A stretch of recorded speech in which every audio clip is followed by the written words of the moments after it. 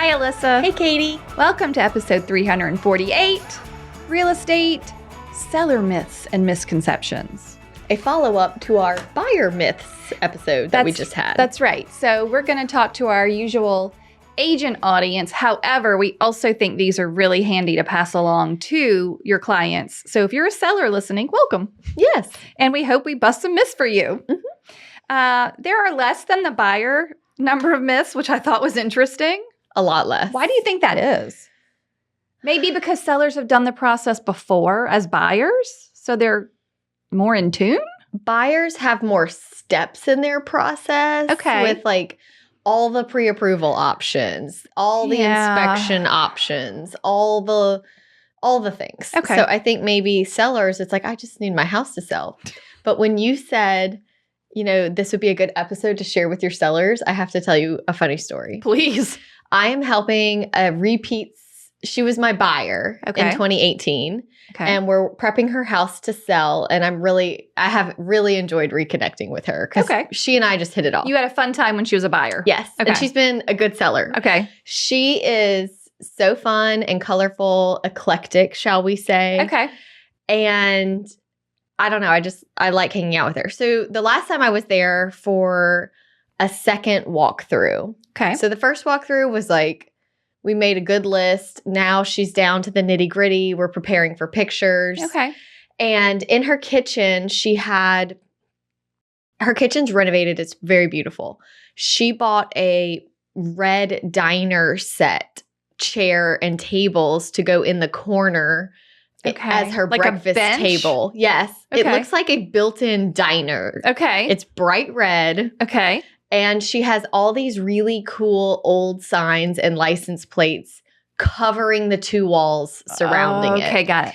And I kind of mentioned it the first time I was there. You were it's a lot. Very style specific. Very style specific. Okay. And I just think the signs could at least, I lost the battle for now. And this was the first walkthrough. So I was like, we have other things that we really need to focus on. Okay. So I went back the second time a few weeks later, just recently, and I was like, it's looking so good. But now that the kitchen is decluttered, like the signs really were standing out. So I brought it up again, and she was sort of like, okay. So she's got to pack them up. Yeah, that's what I said. I said, remember, this is phase 1 of moving. Yeah. The more you do now, the less you have to do when we get that purchase agreement. And we're under a huge time crunch. Right. So when I went to leave, she said, by the way, I have to tell you something funny. I said, okay. She said, my sister is like a super researcher. Okay. And she looked you up. And she called me and she said, did you know that your realtor has a podcast? Yeah. And I was like, I do, in fact. Right. And I said, and she said, I have been listening to some of your episodes while I pack boxes. Okay. Oh, gosh. Okay. And I said, really? She said, yeah. I mean, some of them, I'm not in real estate, but I find it very interesting. I said, well, we actually have them all categorized on our website. Mm-hmm. So you could go scroll through. Listen to those seller apps. Yeah. By the way, on our website, we have them all categorized. Yeah. hustlehumblypodcast.com/categories.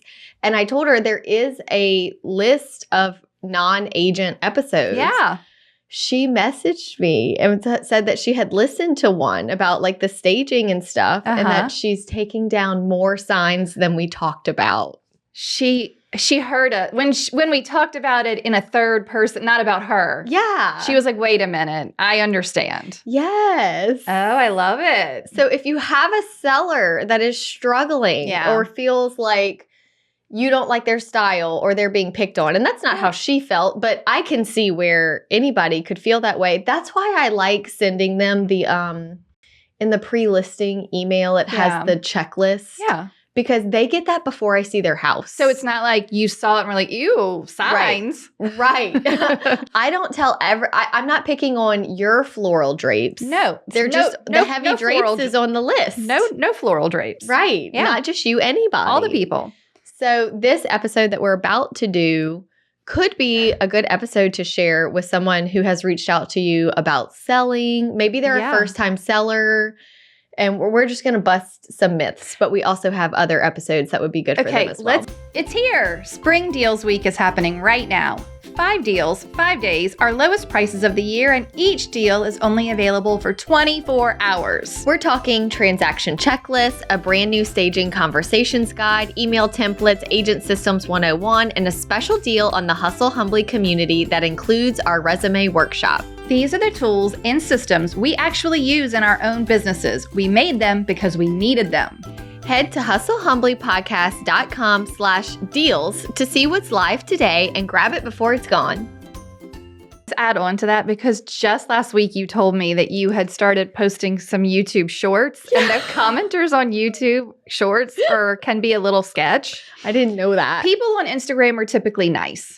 Like if we post something, we don't get ugly comments, right? And they are more our target audience. Fine. So, and you're just getting probably a broader swath of people on YouTube. It doesn't matter. It's fine. But you were like, I had this Instagram post that did really well. So I decided to put it on YouTube Shorts about telling your seller who had multiple different bright colors. Every room was a different, very bright primary color.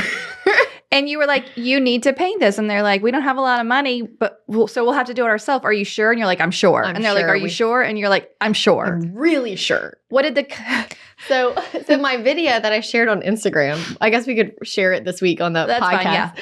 Fine, was a before and after video. Okay. Where I did a quick walkthrough showing all the colors. And then I did a quick walkthrough showing it creamy white, which it sold so fast. You had it was successful. It was successful. Okay. And when I shared it on Instagram, it got way more activity. Good. Great. Positive.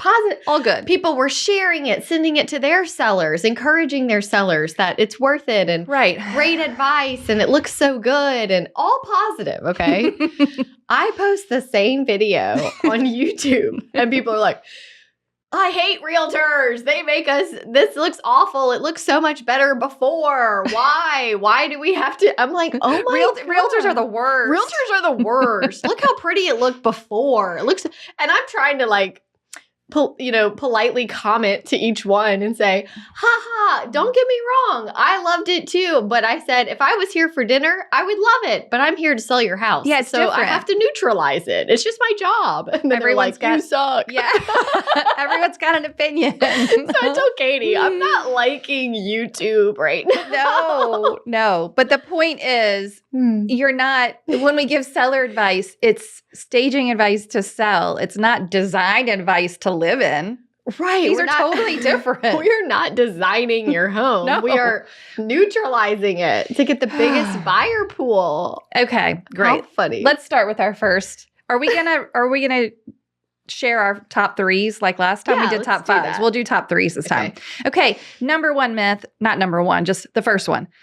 Zillow's price is what my house is worth. The Zestimate. The Zestimate. What are your thoughts on this? I find if it says their house value is very high, they think it's true. If it says their house value is much lower than they thought, they say, well, that's Zillow. It doesn't know what it's doing. This can't be right. This is not right. Well, I grabbed some stats for you. Oh, good. Also, so take it with a grain of salt. Zillow reports its own accuracy. So if you go to Zillow.com/Zestimate, it takes you to the reports page. That's actually kind of nice. So you can go and see because it goes by area, because some locations, it just is better than others. Yeah. Mostly depending on how much data they have, right? Mm-hmm. So like rural areas, it can be really far off. Yeah. But what I thought was really interesting was that of homes that are listed, 84% sold within 5%, like their final sale price was within 5% of the Zestimate.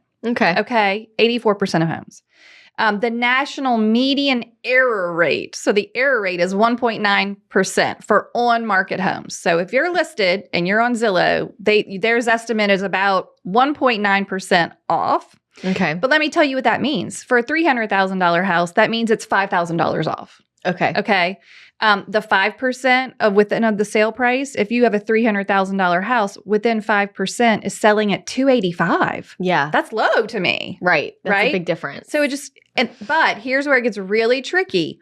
Off-market homes are less accurate with a higher median error. That means the most common error rate is 7%. That's the pretty high. Zestimate, 7% off. And again, the accuracy varies widely by location, but 7% off would be, if you're a $300,000 home, $279. Yeah. So again, the Zestimate is not the be all end all. The true irony to me is once it's on the market, suddenly they get more accurate. I'm like, yeah, because now you've got all. We told you. We gave you the info. Yeah. So it's accurate now. So it is not how much your house is worth. And also, I learned this when I was studying about Zestimates. They are updated twice weekly. Oh. Depending on if they're changing an algorithm or system backend, it is typically twice weekly updates. That is very little. I think Realtor.com updates every 15 minutes. With the, no. Yes. Realtor.com updates every 15 minutes with new listings. Okay. Zillow updates the Zestimate of every house in the system twice a week. Oh. I think that's pretty frequent. That is a lot. Okay, I see. So if you look today. It's reevaluating. And you go back next week, it's different. And the week after that is different. And they also take into account when they're giving you a Zestimate, the time of year and the market conditions. So like if things are sitting longer, I guess they devalue your home. Yeah. I found it all fascinating. Again, you can go read up on it. And I'm sure you can find some really good third-party data, not data given to us from Zillow about Zillow. Do you find your sellers mention the Zestimate? Almost never. Same. But I thought I would encounter it more, but I don't. And I find they more often mention what their neighbor sold for. Yes. Because they're keeping an eye on that typically. But I don't find that. Maybe a for sale by owner like is I've more never likely. had someone say, but my Zestimate is this. No. I have not encountered that. No. But I do think it's good to be prepared, like to look at it before you go into a listing. Right. Okay. So if you're listening as a seller, don't take heart. It's probably not what your house is worth. Right. Up or down. Yeah, up or down. Who knows? Call an agent. All right, next one. Spring is the best time to sell. Spring now. Yeah. This is a myth. What do you think about this? I think before COVID, we did have a pretty predictable real estate cycle. Yeah. But I don't think that this statement is accurate as a blanket statement. No. I think there are certain markets where the springtime is best to sell. I think it probably weighs a lot more heavily in areas that are super cold and snowy and icy in the winter, where it is very difficult to move, to sell, to like deal with it. Just live, right? Yeah. So then, spring hits and all the pent up like demand, I guess if you will, to like sell is released because you're like, okay, now we're ready to move. I also think, in our area, the house is close to some of the best rated schools.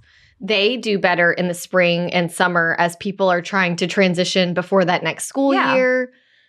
But not every neighborhood is suited for that. Let's say you're in a 55 and older community. Yeah, I don't think it matters at all. Then people don't need to move in the summer for a school. I have had December be some of my best months. For sure. And sometimes I explain it as to my sellers, like, look, we may not have this huge quantity of showings, but the people that are looking are serious. They're serious. Yeah. They need to buy something. They're not just looking for fun at Thanksgiving. Yeah. So I don't think that I would necessarily keep myself from selling in the winter if I needed to sell. Right. But I do think by late spring, summer, that is probably the most activity most places. I've also heard people say, yes, that is the best time to sell, but it's also could be the hardest because you have so much competition. Right. A lot of people are aiming to list in the spring. Yeah. So your house better be extra ready because there is more inventory, there's more sellers. So you have to be better than all these other houses. Yeah. In December, maybe there's not a lot of competition. And if you want to live in this neighborhood, you're the only option. Yeah. So, I agree. There's all sorts of factors. For sure. All right. Here's a good one. You lose money if you don't make a profit. Working with my investors has really changed my mindset. How? Because I have seen some investors, there was a few, like when I first started off, I sold a lot of townhomes and condos by LSU. Okay. I was in my early 20s. I lived in these places. I knew all the gate codes. I knew which ones had the good pools. And then just from keeping in touch with my clients, I would sell them 4 years later. Yeah, when their kids were done. Well, a lot of these complexes aren't always well maintained. Right. And a lot of time we are selling them for what we bought them for. Right. 4 years later. Yeah. I saw that a lot. And I remember thinking my sellers would be upset. But the parents are like, I mean, we would have had to pay this much in rent. Right. And typically they had at least 2 rooms where there was a roommate paying rent. So someone, if that was mortgage, someone else was usually paying that mortgage. Correct. So it was sort of like a break even, right? Yeah. Even though we didn't make money, we didn't spend the money we would have had to spend. Correct. I think that's a win. Yes, they found it a win, and then they got to make it how they wanted. Yeah. And, it was a home for their kid. It's also a win even in an owner-occupied house for the same reason. You have to live somewhere. So if you at least get out what you put in, it's not a loss. It's not a loss. We just sometimes get conditioned to think every time I sell my house, I'm supposed to get a big fat check. Right. Because this is an investment. I'm doing my air quotes investment. Well, it is an investment, but you can't predict the market. So if you can't sit in it till the market's up, then it's Cut okay. Your losses. Yeah. It's okay. If you can. Okay. Next up, this is perfect for our original story. My house has to be perfect to sell. True. I'm just kidding. I'm just kidding. This is the only myth we're going to say true to. But it needs to, there are homes that I walk in and go, nothing can be done here. Right. Then you just price it accordingly. Yes. I am not going to stage the house that this person inherited that is in terrible condition. No, I sold an orchid isn't going to help the situation. 100%. And I've sold many houses that were definitely true fixer-uppers, right? Like they're not, the seller doesn't have the means to do the whole renovation. I sold one with like a crack in the foundation so bad that it's like you could see it in the foyer floor. Like the house had shifted. And you sold it? To an investor who wanted to renovate it. It was priced accordingly. Yeah. That's all that matters. But it is funny because your house doesn't have to be perfect. And more importantly, you can't always open that Pandora's box. It's someone, you go to their house and everything is original to 1982. Right.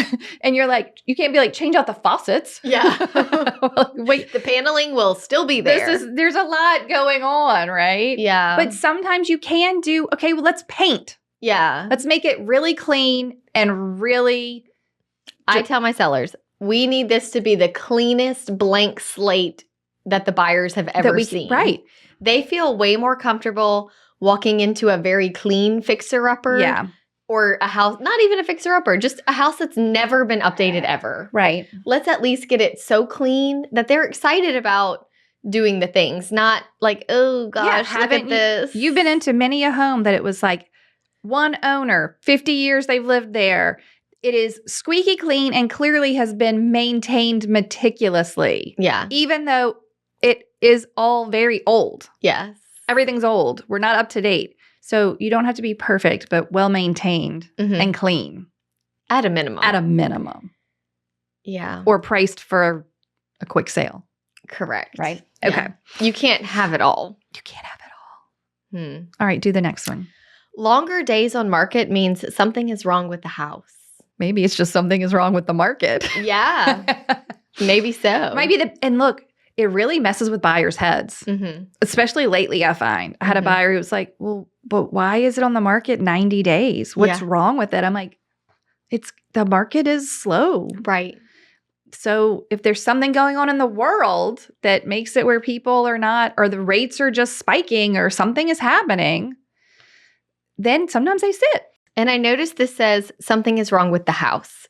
I told you, I just recently went on a listing interview and they told me it had been listed with a previous agent. Yeah. So in preparation for my interview, I look up the listing. Do you remember what the day on market was? It was like 3 years or something? Yes, 815 days on the market. Agent. They had never taken it off or anything. It had just been sitting there for 815 days. And I thought to myself, what's wrong with this house? What's wrong with this house? Right. Did they change the price? Yes. Okay. A lot. Right. Many price changes over 3 years. Many price changes. They never should have started where they started, to be honest. Okay. Like, I was like, wow. This is the worst case scenario of missing the market. Yeah. 3 years ago? 3 years ago. That would have been a hot market. I know. So now I went and I was like, I love it. It's a great house? I love it. Okay. I can see, so one of the obstacles is that it is in a 55 plus community. Okay. And the bedrooms are upstairs. Oh, you're right. Why do we even have 2 stories in a 55 plus community? Yeah, we don't want to walk up those stairs. There is an elevator. And the seller was so funny. He said, it has an elevator though. And I'm looking at it and I said, yeah, but if an elderly person is living alone, I don't know how comfortable they would feel in the elevator. And he deflated. He goes, my mom wouldn't use it. Dang it. Couldn't get you. So we tried. But I did take a ride in the elevator. Okay. And I might even make some videos. Was that your first elevator in a residential property ride? Okay. Yes, it was actually really cool. And there's a landline phone in there that works. Okay, good. If you get Important. stuck, with a list of phone numbers, you know. So anywho, they started about $200,000 more than they should have. It should have. Wow. If they would have listed it from the beginning at the price they left off as it would have sold. Oh my. And now we're going to have to go way below market value because of the history. But here's the thing. There is nothing wrong with the house. Yeah. There was something wrong with the price. Yeah. From the beginning. Well, and the bedrooms are the actual obstacle. Because surely it was shown. Yeah, it was shown, but... Yeah, because you're looking at a smaller buyer pool because it's 55 plus. Yes. Then you're looking at an obstacle that would specifically annoy 55 plus, right? I don't want to walk upstairs. So at what price? No matter the price, that is an obstacle to overcome. For sure. I need a brave elevator rider. Yeah. Do you have, we won't get into this, but do you have elevator maintenance records? No. I would be like, it has been maintained. Here's the last time someone came and maintained it. Okay, that's a good idea. I have heard some horror stories about residential elevators. Moving on. So maybe something is not wrong with the house, but maybe something is an obstacle. Yes. Okay, next. I will sell for what my neighbor did. I do get this a good bit. More than the Zestimate. Way more than the Zestimate. Yeah, for sure. And I'm like, well, let's pull up your neighbor's house and look at their kitchen and bathrooms. Right. Does your kitchen and bathrooms look like this? Oh, wow, your neighbor's house is 500 square feet bigger than yours. Oh, is it really? Yeah, like how do you, people don't know from the outside. Yeah, oh, wow, look at their kitchen. Have you seen their outdoor kitchen and pool? Yeah. Yeah. I had one recently that said this, and they kept comparing themselves to several neighbors. But this is a neighborhood where some houses have been torn down completely and rebuilt. Some have been totally renovated. Some haven't been touched. It's quite a variety. I made a collage of all the kitchens. Okay.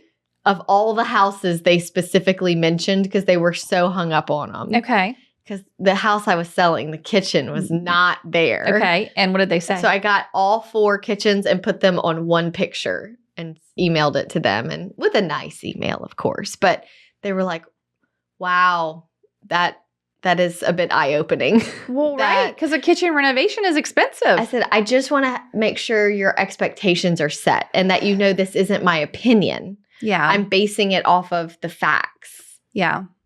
And sometimes I find that the seller is focused on their neighbor's house and something that they say is better in theirs that's really just equal to me. Yeah. Do you like, oh, well, our, fireplace is nicer or like, but it's not. It's just yours is brick and theirs is tile. I don't like. Right. Some people like tile. Right. Like that. It's just different. Sometimes I just find that they're telling me something that I'm like, oh, but my neighbor's house, ugh. And they list something that I'm like, that's not that's really not the problem. Yeah. Okay. So that one's busted. It's here. Spring Deals Week is happening right now. 5 deals, 5 days, our lowest prices of the year, and each deal is only available for 24 hours. We're talking transaction checklists, a brand new staging conversations guide, email templates, agent systems 101, and a special deal on the Hustle Humbly community that includes our resume workshop. These are the tools and systems we actually use in our own businesses. We made them because we needed them. Head to hustlehumblypodcast.com/deals to see what's live today and grab it before it's gone. All right, do the next one. Price reductions means failure. Let's talk about all the fun names people give price reductions now. A price adjustment? Back in the day, it would be like just new price. And then now it's like price correction. Yes. Corrected price. Price adjustment. Yeah. I feel like there's some others out there. They try to make it sound better. Like fancy. But it doesn't mean failure. No, I think it means motivated seller. I think it means what those fancy adjustment. The market wasn't ready for this price. Right. We thought they were. To sell and now they're not. Right. Yeah. Now I'm going to do this. I don't think it's a failure at all. In fact, it's probably being very wise. I don't like the little $500 several price reductions. Sometimes what do you think about Sometimes them? I do it. It really depends on the situation. If I truly believe the price is correct, but that people are maybe just missed it somehow and I want to repopulate it to people who are on a search, then yeah. But I wouldn't do one expecting like a whole new category of buyers. I've only done them when I had all new photos or we made improvements and I wanted to boost the listing. I'm like, let's drop it $1,000 and see. I have also gone up $500 or $1,000 if we painted the whole living room and then got new pictures and I wanted to make sure it repopulated, right? Yeah, that's a good idea. You could go either way. I'm not suggesting increasing your price is always the plan, but if you made a major change. Yeah, I mean, it's not failure. And the bigger failure is if you're on the market 3 years later at the same price as what you started. Oh, yeah. That is a failure. That is a failure. You did not sell. Goal not accomplished. And you did not put out the memo that you're easy to work with or negotiable at all. Right. At least a price change gives the message that you're not stuck at that price. I've had many buyers come to me and say, well, they've reduced the price 3 times. Maybe we should go see it. Yeah. Maybe we could get it in our budget and maybe we could and maybe we can't. Right. But we got to go see it and give it a try. They keep making moves. Right. Making moves. Mm-hmm. Okay, here's the next one. Sellers have to leave their home professionally cleaned at closing. Why is that a myth? I don't know. Do sellers think that's a myth? I think that might be a buyer myth. Like maybe buyers think. I mean, quite honestly, this is a kindness. Leave it the way you'd like to find your next house. Yeah. Our purchase agreement is more... It does not say anything about it having to be professionally clean, just no trash and swept. I mean, it doesn't have to be... It doesn't have to be clean. And I think that is a disservice to the buyers. Too. Yes. The way the contract is written, because the seller's kind of like, I met my terms, right? I left it bare gross, minimum. but it didn't matter. And I think that cleanliness is subjective. So maybe classifying it as professionally clean at least means a company that does this for a living showed up and cleaned. Yes. Right? Not just you, the seller, said, well, I did clean. Because the seller may have cleaned. Yeah. Even between my two parents. One sees when it's really like literal like stickiness on the counter and the other just does not. And I don't think either one of them is clean, not clean. Sure. Just like it's subjective. Yes. So I think you should. There have been times where I saw the writing on the wall, and as representing the buyer, I put on a repair request at the end. Seller to have the home professionally cleaned prior to closing. Especially, I feel like you always have to if you see like the garage is just like overfilled with construction supply or the attic has got a lot of stuff that doesn't look like it's well loved. Yeah. You got to be like, take this stuff, clean it up. Yeah, that's probably wise. Yeah. All right, do you want to do the next one? Open house will sell the home. I think it. Say it again for the people in the back. Open house will sell the home. What a myth. What a myth. Have you ever sold a house from an open house? I do not think it's impossible. Correct. However, I do not think from a seller's perspective, open houses are what they think they are. Correct. I think maybe in some markets, I couldn't say, we're in Louisiana, but in the 20 years I've been doing this, I don't think that because you listed your house at an open house and strangers came through, it sold. Correct, yeah. I just don't. It's not happened. Have I had open houses where I do feel like I answered the buyer's questions well and it kept their interest going to where they wanted to make an offer? Sure. Yes. But it wasn't like, it's not like buying a pack of gum at the register. It's not an impulse buy. The neighbor doesn't stroll over and be like, ugh, we must have this house. Right. Or like the person driving around on Sunday bored. Oh, let's go into this house. I've always wondered about this neighborhood. Oh, I love it. We must go. We'll must buy this today. house. Yeah, sold. Right. It's just unlikely. I've had people who came to my open house then make an appointment with their agent to come back. And I have seen the benefits in advertising. Sure. Boosting it on the websites because you're advertising an open house. I think it has its benefits. For sure. Mm-hmm. Historically speaking, an open house is for an agent to utilize your home in order to meet buyers. Mm-hmm. That is the business practice. Yes. Yes, yes, people are looking at your home, but also they are strangers who maybe are not even pre-approved. Yeah. So it is just a potential safety concern. And it is not, if a pre-approved buyer wants to see your home, they can make an appointment. It's quite easy. I tell myself, the home is always open. Yeah. You just have to make an appointment. Right. Tell me what time. I'll be there. It'll be open. Exactly. Okay. Let's see what our next one is. The seller has to fix everything an inspector finds. Yeah, that would make me nervous if my sellers were really believing that. Because it could be a lot. Yeah, I haven't had as many sellers feel this way. We covered this topic in buyer myths, where, what if the house failed inspection? Can't fail. I haven't felt a seller thought they could fail an inspection. I've had them point out concerns. I have definitely had sellers get the inspection report or just hear and start taking care of things before the buyer even asks. Yeah. Which I'm like, don't do that. Right. Let's see what they want. So some sellers can't help themselves. But I guess the good news for sellers listening is you're in control of this situation. If they ask for everything under the sun, every single item on that report, you're not required to fix it. You can just say no, and they can choose to move forward or cancel. Right. And you can move on to the next buyer who maybe doesn't have those same desires. Yeah. Some buyers want they want it to be like new construction. Every single thing taken care of. The seller doesn't have to. You can say no. You just say no. Oh, here's my favorite. Buyers would prefer an allowance. Let's give an example. False. So false. Your carpet is all gross and stained and matted down in all of the bedrooms. It smells and dogs have peed on it and it is gross. Yeah. And you as the seller say, well, I don't know what color buyers are going to like, so I'll just give an allowance. They can get whatever they want. All right, Alissa, what do you think about that? Whatever the cost would be, let's say it's $5,000 to replace all the carpet in the home. If it's that bad, the buyer's going to want like a $25,000 discount. It's just what you think they'll take as an allowance, a reasonable allowance, is often not the same as what the buyer would want it discounted for having to deal with it. Even if it's the actual price of the thing. Yes. Even if you're like, here is the invoice from Carpet Heaven. They don't care. And it says $5,000. That buyer's going to be like, but then I have to I can't move right into the rooms. I have to schedule it. I have to be here. I can't go to work that day while they change all the carpet. I have to pick a color. Yes. I don't know what I want.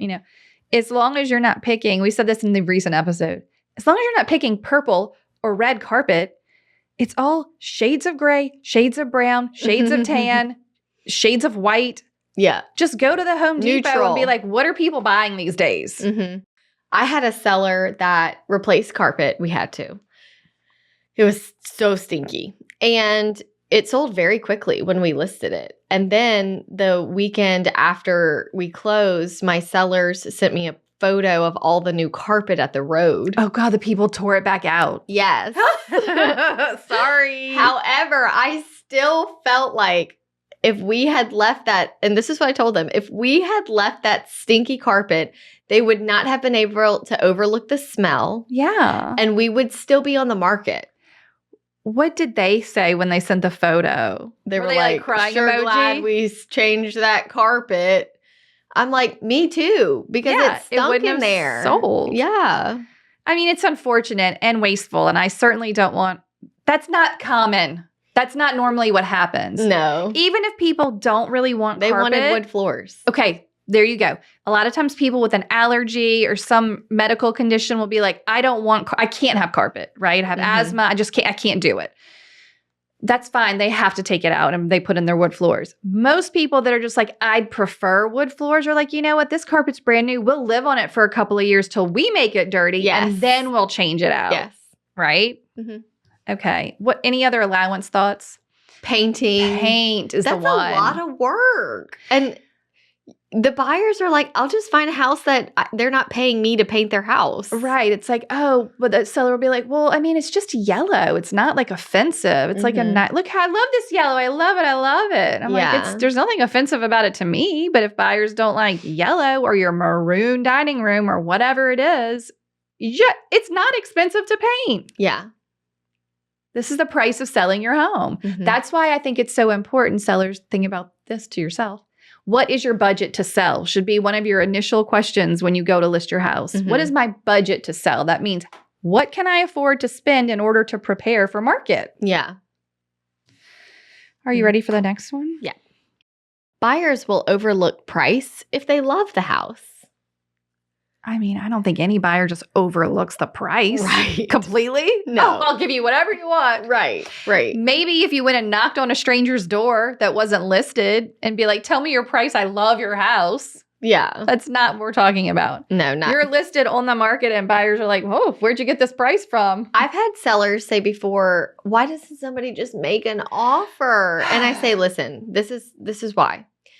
We're so high that we're not even in their ballpark. They might not even be getting it in their search. If you're listed at 500, but you should be at 450. Yeah. There's a chance people aren't even seeing your house. That would be the buyer. That would be your buyer. If we were in the ballpark and they liked the house enough, they're going to give it a try. Yeah. But they're not going to offend you with a $50,000. Most won't. I know there's buyers out there that like to do that, but typically they just feel like you're unrealistic. And why would they get excited and attached trying to buy a house that they feel is just so far? Yeah, out of reach. Way out of reach. If you're way over, you're definitely going to have trouble. Okay, do you want to do the next one? The next one is, I shouldn't accept the first offer. This is absolutely horrible. Yeah. This is the worst myth I've ever heard. You definitely should entertain it. I mean, you got to at least respond. Yes. I cannot tell you the number of times, and I know you will agree with me, your first buyer is your buyer. Yeah. They're the one that showed up the 90% fastest. of the time. They committed to putting it in writing and saying, I want to buy your house. Like, if you don't have a second offer, like if you're not in a multiple offer situation, your first buyer is typically your buyer. I heard this analogy once. I've used it a few times. Like, this is the only person asking us to the dance right now. Right. If you want to go to the dance, this is your opportunity. This is your partner. Otherwise, we may be staying home. Yeah, you don't get to go at all. You could be on the market 3 years later. Yeah, you could be. Who could say? Right. Which is worse? Especially if there is anything challenging about your house that your agent said, oh, this is going to be trouble, and you get anyone at any point in time to make you an offer, you hang on to that buyer for dear life. Yes. If they're willing to overlook something like the bedroom's upstairs in a 55 plus community and you get an offer, you take it. There may not be another. Right. There's not always automatically another. Not at that price for like you're going to then start cutting the price. And by the time you get to where you get another buyer, you may be below the price that the first buyer offered. Correct. Which is very common. When the buyer's like, no, the price just won't work. But the seller's like, the price just won't work. I don't want it. Rejected. 6 months later. Exactly. Now I've reduced the price, $5,000. Suddenly I'm $20,000 below list price. Guess where the offer was? Only $15,000 below list price. You're below it. Yeah. You've lost. Right. Okay. Last one. Your listing agent will bring the buyer. I can't. Just bring the buyer, Katie. I cannot. Just bring the buyer. I cannot. Why aren't you bringing a buyer? Bring the buyer. Well, how many times have you shown my house? This is equivalent to the gum purchase at the register. Yeah, let me just run out and grab you a buyer. Right. I have no words, honestly, about this. I had a situation once where the seller was pretty rude about it to me, and I pulled up my Trello. And I said, let me show you all the buyers I'm working with right now. Let me tell you what they want. These people want acreage in St. Gabriel. Is that you? No. These people are first-time home buyers, and this is what they need. Is that you? No. And I went down, like I did it because I knew how many I had at that time, and I wanted them to see. I have buyers and I have sellers. How often are they the perfect match? Rare. Pretty rare. Super rare. So. Right. I also love when they when they end up going for sale by owner.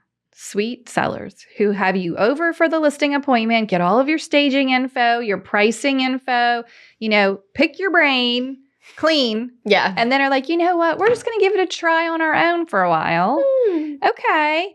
And then they say, but we would love it if you brought us a buyer. Oh, wow. Thank you. I would Thank you. I would love to bring you a buyer. Right. After I did all that work for free. Sure. That sounds like a good idea. Mm-hmm. I think there are, what is it, in the 90% of buyers are represented by an agent. So yes, I do think an agent is going to bring you a buyer, but I do not think it's going to be any random agent you picked off the street and said, hey, you bring me a buyer. Right. The odds are just not in the favor. Where are they going to get that buyer? Because all of the buyers have signed buyer brokerage agreements with the agent they're working with. I can't steal them. No.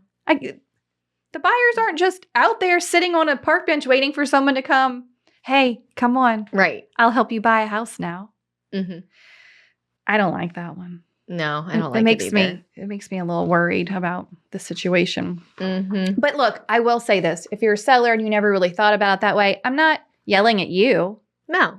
I think it is fair that the public, buyers and sellers, a lot of times don't understand or think through the whole process when agents are involved. It would be very difficult, just like you described it. You had tons of buyers, none of them perfectly matched. Like at any given time, how many listings do you think are active in our market? Like several thousand, right? They're all going to be hopefully purchased by several thousand different buyers. Correct, yeah. And we have 3,000 agents. Like it's just unlikely that it would work out that you're going to be the one. Mm-hmm. Just food for thought. Do you have your top 3? I forgot. You didn't do it? Okay, I'll give you my top 3 and you can decide. Well, let me see your pen. Here's my pen. Okay. I should have given you one of the fancy highlighters. Oh, yeah. I wish I had that. I'm sorry. Okay, here's my top 3. The open house will sell the home. Okay. Okay, definite myth, for sure myth. The Zestimate is correct. Okay. 100% myth. And then the buyers would prefer an allowance. These are mine. Mine were buyers would prefer an allowance. Mm-hmm. Buyers will overlook the price if they love the house. Mm-hmm. And I had circled my house has to be perfect to sell. Okay. So that's what I think. Okay, I love it. Do you want to do our toast for today? Yeah. How do you say? Tania? I guess Tania, yeah. Tania Diller. Sure. I'd like to toast Shannon Elliott from Aurora, Colorado. I got my license 3 years ago and met Shannon shortly after at our office gathering. She immediately took me under her wing, is always willing to help, and I wouldn't be nearly as confident or organized as I am in this business without her introducing me to your podcast. I mean it, y'all. I was even raised by a 40-year Denver agent who would have benefited greatly from all the value that you provide. Wow. Shannon's guidance to this podcast, her help whenever I need her, and her friendship has been invaluable. She is a 20-year Air Force veteran, wife, mom, and badass real estate agent. Thank you, Shannon. I know our moms brought us together from beyond the grave. Love you, friend. Wow, that was super sweet. Okay, well, thank you, Tania. Yeah. Cheers to Shannon. And Shannon, thank you for sharing. Good luck out there, sellers. You got this. You can do it. You got it. Bye. Wait, before you go, if you enjoyed this episode and if we brought you value, take a minute to rate the show, leave a review, or drop a comment. We are giving away our best stuff for free. Find it at hustlehumblypodcast.com/freebies. We'd also love to see you in Hustle Humbly community. Join us there at hustlehumblypodcast.com/membership. We love chatting with you in our DMs. Find us on social media at Hustle Humbly Podcast and say hello. If you have an episode topic or someone you'd like to toast on the show, please email us at team@hustlehumblypodcast.com. Thank you so much for tuning in to the Hustle Humbly Podcast. See you next week.